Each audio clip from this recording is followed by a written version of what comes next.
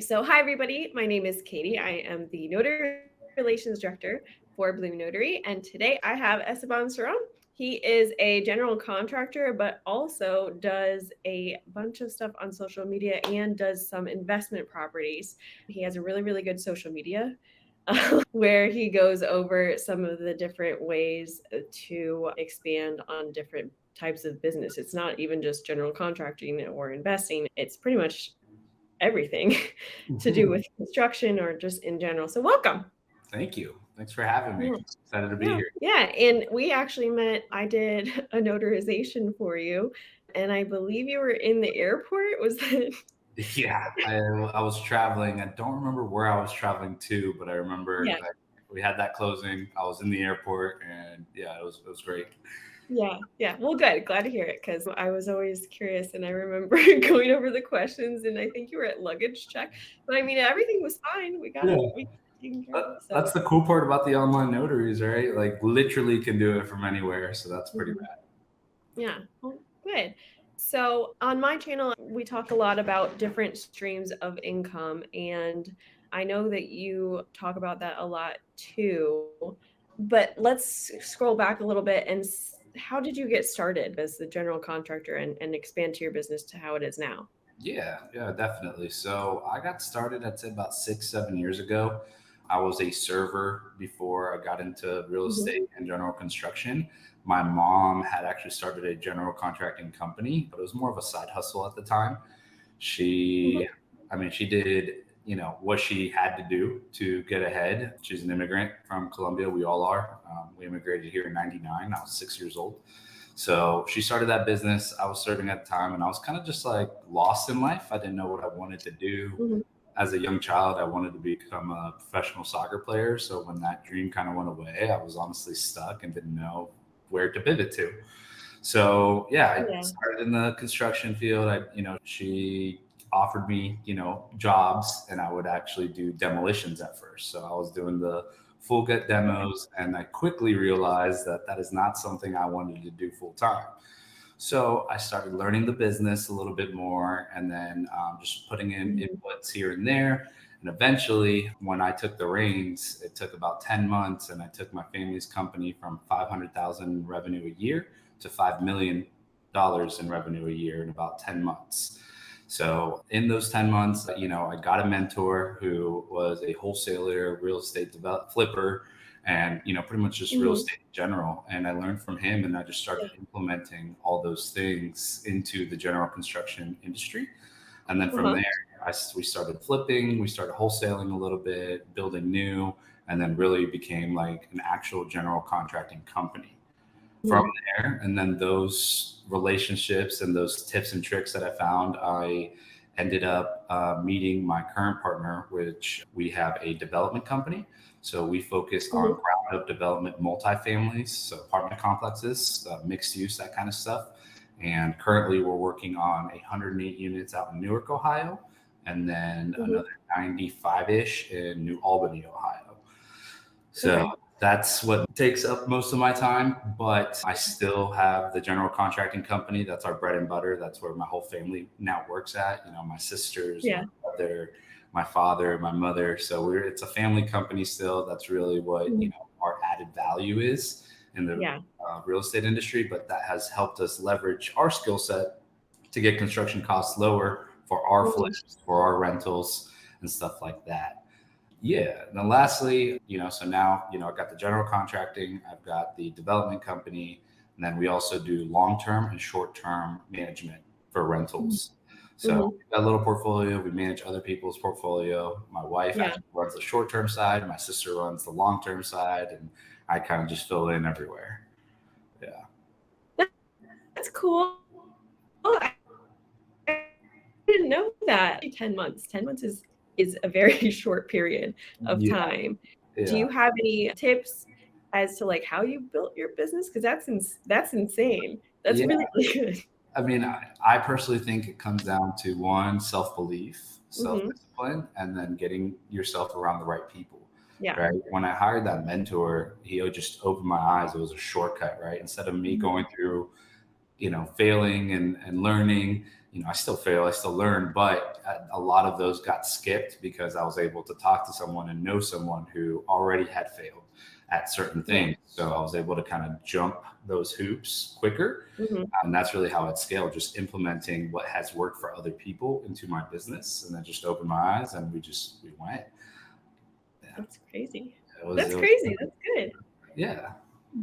Yeah, because so when I first started, I didn't really realize that like I was my own business as far as the notary. And it's been a sharp learning curve to figure out like, okay, I'm my own business. I have to get this figured out and then scale it as I go. But that is crazy. Congratulations. That's really, really good. Do you have any advice for people that are trying to scale or anything? Yeah, I mean, don't scale chaos. That's definitely something I did. Like, it was cool to go that quickly and all that. However, I did find myself in a situation where, scaling that quickly does scale a little bit of chaos, and Yeah. it definitely had some learning curves as well. So Hmm. just make sure that as you're scaling, you're not just trying to scale to scale, you're scaling with your business as it grows, you're growing with it versus just saying yes to everybody, taking on as much business as possible, because then there's going to be times that you can't perform because you're only one person or five people or however many people. Just make Hmm. sure that workload is matching the quality too. Yeah. And Well, then second tip would be just get around people that you want to be like, and that are in your industry, right? mhm, So I went to a lot of real estate developer and investor meetups, and mhm, that's where I found all of my clients, right? So we had like two or three clients that were giving us that 500-ish thousand a year of work.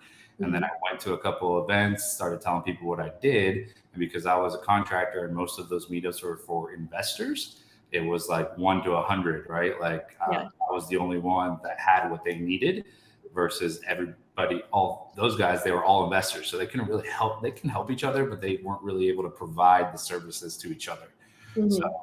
I just basically grabbed that pool of investors and I started working for about like 10 people, like within a month. And then each of those people had like 5 to 10 jobs each. So Mhm. that's how it scaled really, really quickly. Yeah. Well, that's really smart too. Is that something that you just kind of thought of, or is that something that your mentor kind of was like, "Hey, go to these things because." So he had an event and I just went to it because he was, you know what I mean? Like so the way I met him is he lent me money because I was in a situation where I was doing my first two flips. And Mhm. long story short, I needed like 60 grand to close this deal. And it was like 2 days away Oh and I didn't no. have the money. So I started calling everybody in my phone book and someone referred me to him. Once he Yeah. lent me the money so quickly within like 24 hours, and like he's younger than me, I was like, who is this guy? And I started researching a little bit more and I realized like this guy knows what's up. So as Yeah. soon as he had like an event, I was there. I just Mhm. went immediately because I was like, they obviously know something I don't. And Yeah. that's how it kind of started. And I just started signing up for more and more events so that I can get Mhm. around those people. Yeah. No, I agree because I think that once you start getting around people in the same mindset and like the same kind of growth pattern as you and like thought process, it really does open your mind to a lot of stuff because if you're around a lot of people that are like, oh, well, no, you can't do that, be realistic. And, that doesn't make any sense. It's like sometimes it doesn't make sense. You just got to do it. And then it kind of works out. So, um, Absolutely. Yeah, yeah. 100%. 100%. That's exactly how it works. Yes. Yes, exactly. Thank you. Yes.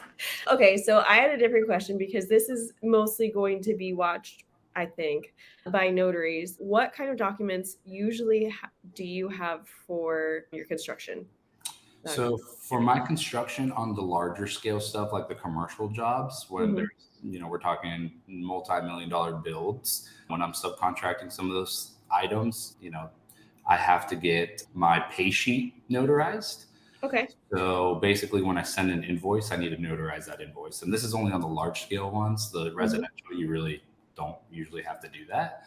Yeah. But for the like pay, like we call them pay schedules, the Hmm. invoices or whatever, they definitely need notarized. So that's Okay. on the construction side. On the investing side, we always need mortgages, notes, promissory notes, closing documents, everything to do with lending. You Yeah. definitely need those notarized. Okay. Yeah. And then how do you suggest notaries get in front of people like you or to, start doing business with you? What I would say is more than direct to, I guess we'll call it, I'll call myself a consumer of the notary.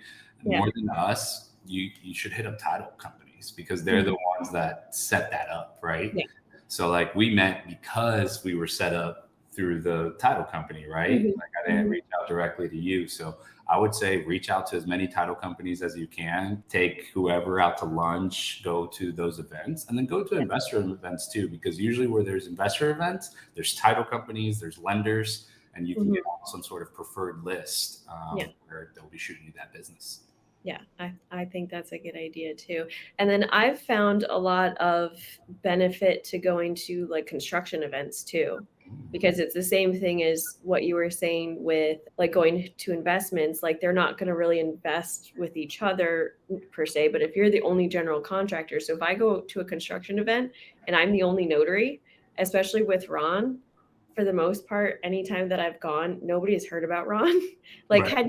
had you heard about Ron before? I had Mhm. just because of COVID, but after COVID was starting to phase out, there were some title companies, and it really actually comes down to the lender. So if the lender wants a wet signature, Ron's kind of out of the question.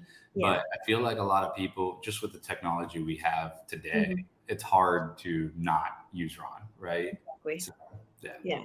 Yeah, no, I agree because you're not the only one that has had like things where stuff is happening in the background or like you're at the airport or Right. like I've had it my favorite probably was there was someone on the side of a mountain at a ski resort doing a home closing and I'm like, "All right, like That's awesome. scroll down," like we got it taken care of. But yeah, life doesn't really stop for home closings or like notice of commencements or things like that. And especially for me after the hurricane, there was a ton of people that were needing notice of commencements and they were all up north. So then all of the contractors were talking to me or our team to be able to get those taken care of. But yeah, I think marketing towards title companies is probably going to be everybody's best bet. 100%. In the They're the construction. ones that need the most notarized documents, right? So. Yeah, yeah.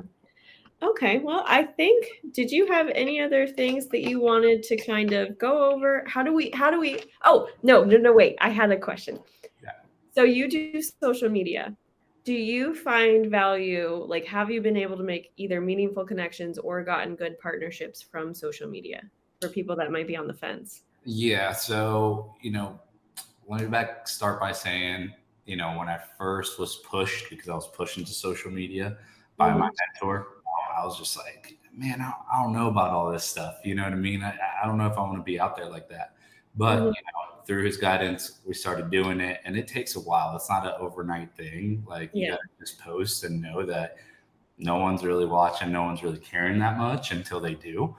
So just post for you. Mhm. Honestly, like that'd be like my number one thing. Post for you, and then eventually it comes. But I have had private money lenders come out of social media. I've Mhm. had meaningful connections. I've had partnerships. I've had JV deals. All those things because as people start following you and seeing what you're doing, they're going to Mhm. become interested in it, right? One, you're a resource. Two, you kind of establish yourself as a professional. So when Mhm. people have questions, they reach out. And as you start adding that value, you're not going to see an ROI right away, but eventually you will see an ROI on it. So yeah, like I said, I mean, I've been able to raise money because people follow me on social media, be able to JV deals and stuff like that. So just make sure you're posting content. At first, it's just about putting it out there, and then you want to niche down and really like provide that value. Yeah, because I mean, in the very beginning, I didn't wanna I Right. didn't wanna do this. It's awkward. It's weird. You know what I mean? Like, yeah. Yeah, and it's like, I'm over here in my office all by myself, like, "Hi, guys," like Right, right, right. but, I mean, to your point, though, I'm not in the construction industry, and I watched your carpenter thing about how in 2023, that's gonna be, like, one of the biggest things, Mhm. and I'm like, "Okay," I don't, but I know a lot of people that are going into these industries, like, I know the construction industry in case you do provide value, and I am invested even though I'm not in the construction industry, so it works. I appreciate that. Yeah, no, I Yeah, mean that's what it's all about. And I'm sure down the line if you ever have someone that needs to know more and stuff like that, you'll send them my yeah, way and who knows what comes out of that. yeah. So Yeah. So how do we find more? Because I'm sure there's going to be people that are more interested in your line of work too, because it's not like you provide a lot of value on your social media in general. How do we find you? Yeah, on Instagram and on TikTok, I am don.esteban.ceron. I got YouTube as well. I throw some videos up on there, just Esteban Ceron, and then same with Facebook. So just my name and then Don at the front for a couple of them. Yeah. Okay. Yeah. Yeah. All Yeah. right. Well, thank you. And then we are going to, I think, cut it there. But thank you guys so much for watching, and I appreciate it. Yeah. Awesome. Thank you again for having me. Of course.